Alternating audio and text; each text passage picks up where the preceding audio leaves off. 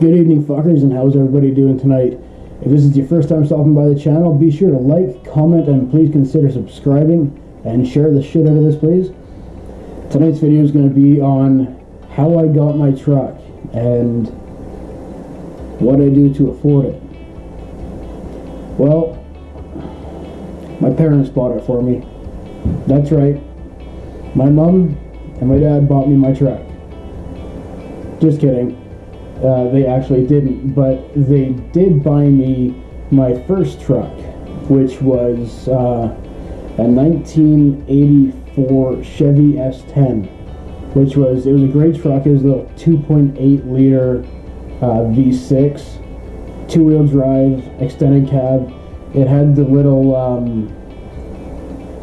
you know, in the back seat in those extended cabs, they had a little seat that folded down out of the wall. It was pretty cool. I had a subwoofer on there. It was pretty badass. I was 16 when I got it.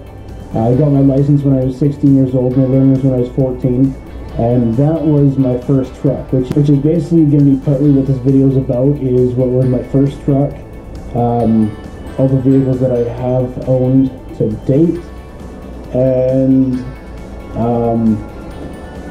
how I got my current truck. So yeah, my first one was the 84 S10. It was a great little truck. It was gutless. It had no power. I couldn't even spin the tires on gravel. But I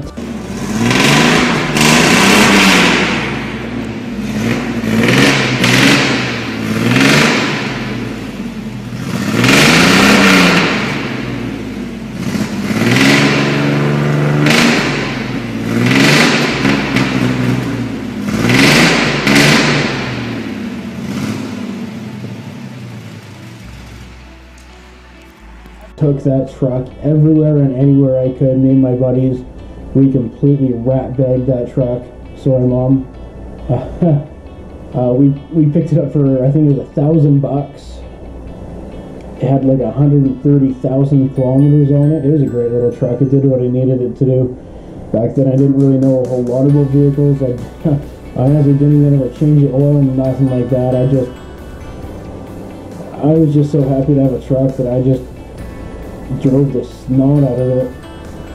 And yeah, that was my very first truck. And of course I did work it off. My stepdad owned a roofing business at the time, and I would go roofing with him in the summers. I would do all the cleanup. I'd help him pack shingles, all that fun stuff. And then so I have worked all my life. I did that. I also worked at a golf course and car wash and gas station, and Tim Hortons, and I had 3 or 4 jobs on the go at all times. I never really went without a job. I always had a good amount of money in the bank when I was young, which led me to where I am today, doing what I do. My next vehicle after that, my dad, it was a graduation gift from high school. It's a 1987 Chevy C10, so regular cab, short box, two-wheel drive, 305 engine, 305 engine, throttle body injection. You know, great little truck. I love that truck. I drove it everywhere, and I drove it for my current job now, which was I put a lot of miles on it, and the engine, it was a 305. It by that time, at that point, I'd known more about vehicles, the maintenance. I could do a little bit of the work on my own. I was slowly learning. The S10, its demise was one day I was dropping a friend off after school in the wintertime, and as you guys have seen from my previous videos, there is a ton of snow around here. You know, Canada, winters, it sucks. And I dropped a friend off from school, and I put a Tray Bomb glass pack on this little truck, and I decided to floor it on some ice, and it spewed as much black smoke as my diesel does on its highest tune when I'm drag racing, and that wasn't good. That was not good at all. And then it started spitting fire out the exhaust, and eventually had a rod knock, and it blew up, in the simplest of terms. So I was rolling on the Shoelace Express for a little while after that. Graduation came. I moved from the Crow's Nest Pass, tiny little town in southern Alberta, Little Hick Town, to Toronto, Ontario, big fucking city. I lived there for about 6 months with my aunt and uncle, did a little bit of work with them, just office work. And then my time there had come to an end. It was just, it was just kind of a 6-month thing, just to try out a city life for a little bit. And it was cool, I liked it, I had a lot of fun there, I played football there. And then I eventually moved back to the Crow's Nest area. And I pumped gas, worked in Ski Hill, kept working like that for another, I think, 2 or 3 months. And at which point I was going to go back to school. I was going to go into be a mechanic. And my parents were moving, and they said either find a job where you are now and stay, or come with us to the city, a couple hours away, and start going to school. So my first immediate reaction was, alright, I'm going to go on Kijiji and look for a truck. Didn't think of it at all. And then I stumbled upon an ad with a massive transportation company, and I applied through the Kijiji ad, sent my resume. A couple weeks later I got a phone call, and it was that or go to the city, do mechanic, or go to the pipeline. So basically whoever called me first is where I was going to go, or if I found a truck. Really, a truck that I wanted. Of course, I was young, I wanted a diesel. Didn't need a diesel, but I wanted one. And then I got a call back from this company that I applied to online, and had my interview a few weeks later. And then the very same week I had my piss test and my medical, and I started work about 3 weeks after that. I've been there coming up, I've been there 6 years now. I'm coming up on my seventh year here in the spring. It's an awesome company. Obviously it allows me to afford everything that I ever want. So when I first started, I wasn't making a lot of money, like 24 bucks an hour or something like that. But I was making enough to get by and to survive on my own, which was sweet. And yeah, my dad, as a graduation gift, gave me my 87 C10, which is an awesome little truck. The 305 is fantastic. I love that truck. I still have it. My plans with that truck, I'm going to get into more details of it in another video, but my plans for that truck is I'm going to restore it, and I'm going to give it back to him as a retirement gift. So that's going to be a really cool video, because that was his favorite truck, and he was just overjoyed to give it to me as a gift, because he loved it. He knew I would love it, which I did, and I still do. I drove it everywhere. I didn't rat bag it, but it was a tired old engine, that 305, and we all know they don't have very good reliability. Well, their credibility isn't all that great. So eventually I parked it, and I said, all right, let's get something more reliable. I didn't get anything more reliable. I then got an 86 K10 Chevy 350, 4-wheel drive, 8-inch lift on 37-inch tires. It was a mud bogger. It was a daily driver. I drove that for 6 months. Then I sold it to one of my bosses.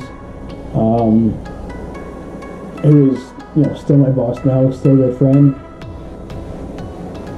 And then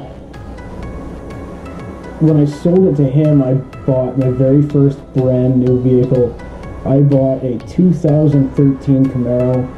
That was an awesome car. I drove the shit out of it for 6 months. Basically, every time it went for an oil change, you got a set of new back tires. I loved that car. I drove the shit out of it. I put about 30,000 kilometers on it in 6 months. Winter time came, couldn't really afford new tires for it anymore. So I traded it off when I needed tires for a 2014 Dodge.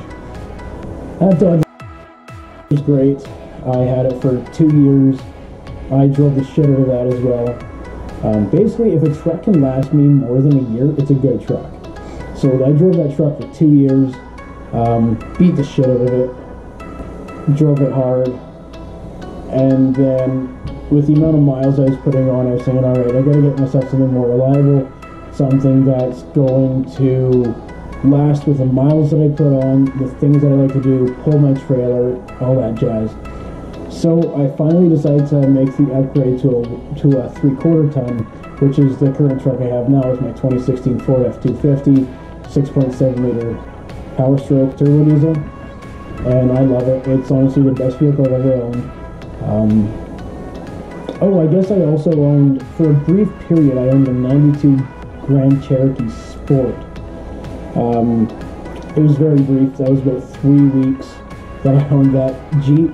I drove it for work, and then one night I was on private property, and we decided, and yes, I was allowed to be on this private property in Mexico, and a couple buddies and I were having a big old bonfire on his parents' land, and we decided to go for a bit of a rally. And honestly, I really should have been doing YouTube long before this. I should have been doing it back then, because I have a lot of cool things that we did that I should have got on film. Maybe I shouldn't have. It would have been pretty bad evidence.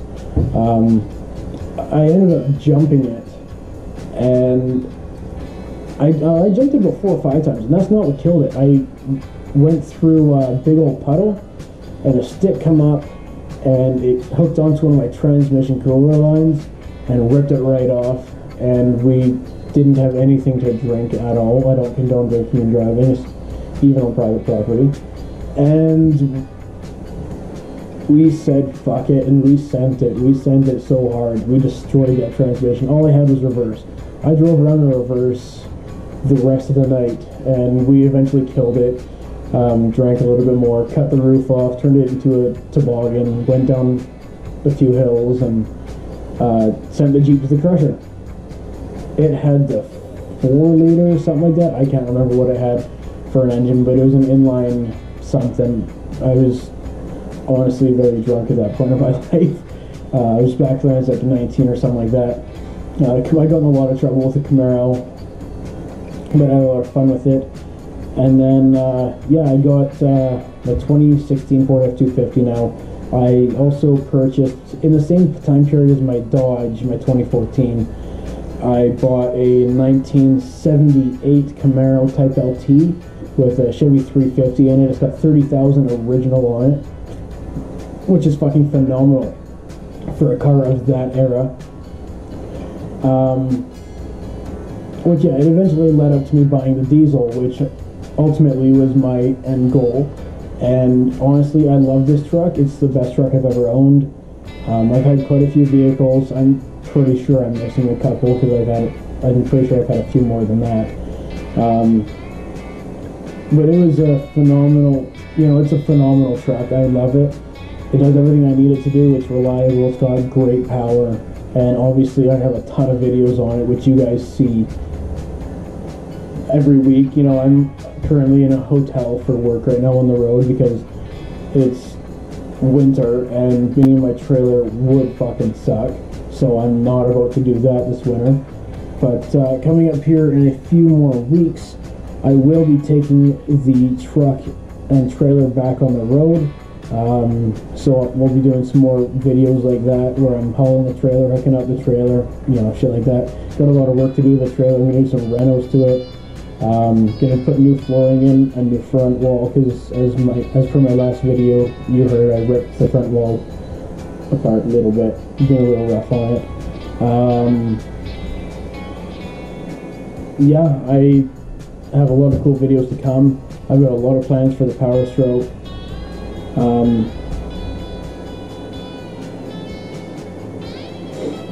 So yeah, essentially my parents did buy me my truck, but they didn't buy me that truck that's sitting out in the parking lot right now of this hotel. But I did work it off and pay it off, and yeah, no, I mean, this truck, I've only got another year or so on my loan. I took out a 4-year loan. I'm on my 3rd year now with it. So yeah, another year and it should be paid off. It costs around, I think, the total loan, because I had negative equity in my last truck, and $86,000 or something like that. I pay what do I pay a month for that truck? Because I make double payments. I pay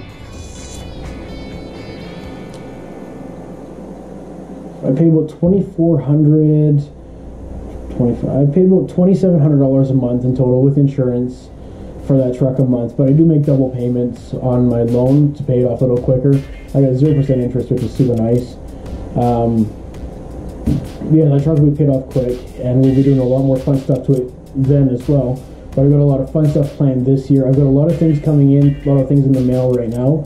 So that's a lot of shit to look forward to coming up within the next week. A lot of things in transit, as I said. But yeah, so that's basically it. I work for a major transportation company, and I'm a foreman. It's a transportation company, but I'm in the construction side of the transportation company. We build road beds, kind of thing, and yeah, I've been here about 7 years, and I'm a foreman currently. I've been a foreman for a couple of years, so obviously I'm making good money. I can afford my truck and my house and my girlfriend and my dogs and everything else. So it's